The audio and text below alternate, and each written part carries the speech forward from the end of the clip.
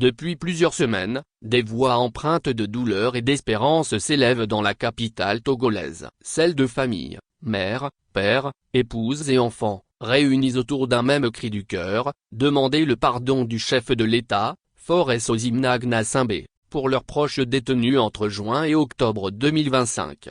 Ces familles, à travers une série de lettres ouvertes adressées aux plus hautes autorités du pays, plaident pour un geste de clémence. Nos fils, nos maris, nos frères, pour certains des pères de famille et des entrepreneurs, sont détenus à la prison civile de Lomé, parfois depuis près de 6 mois, sans jugement. Ils ont été arrêtés pour avoir exprimé une opinion, une idée, une parole, et non pour des actes de violence ou de criminalité, écrivent-elles dans une correspondance adressée à la présidence de la République.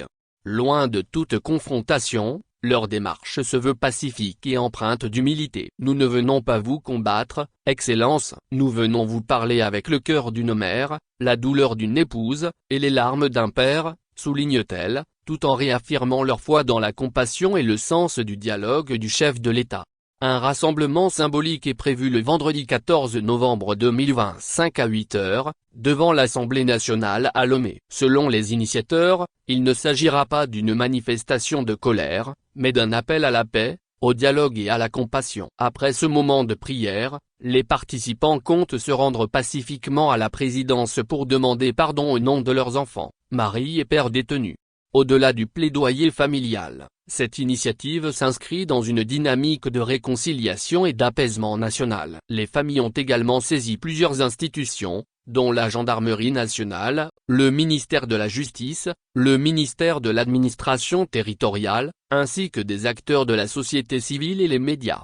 Dans une lettre émouvante adressée au Comité national des sages-femmes, elles évoquent notamment le cas de Madame Grace Koumeyi, sage-femme parmi les 49 détenus, décrite comme une femme dévouée, victime de traitements inhumains. Pour les signataires, cette épreuve dépasse sa seule personne, elle touche à la dignité des femmes togolaises et à l'honneur même de cette noble profession. Les familles invitent ainsi les sages-femmes, les leaders religieux et toutes les personnes de bonne volonté à se joindre à leur cause non dans la revendication, mais dans l'humanité et la solidarité. Nous croyons profondément que la voix des sages-femmes, parce qu'elle porte la vie, peut aussi porter la paix, la compassion et le pardon, écrivent-elles avec espoir. Soucieuses d'éviter tout incident, les familles ont tenu à informer les autorités sécuritaires. Dans une correspondance adressée à la Gendarmerie nationale, elles précisent, il ne s'agit nullement d'une marche de protestation, mais d'un rassemblement pacifique et moralement symbolique. Nous comptons sur la bienveillance de la gendarmerie pour assurer la sérénité de cette démarche. Enfin, elle lance un appel aux médias togolais pour assurer la couverture de cette rencontre de prière et de paix, afin que la nation tout entière entende le cri de compassion des familles togolaises.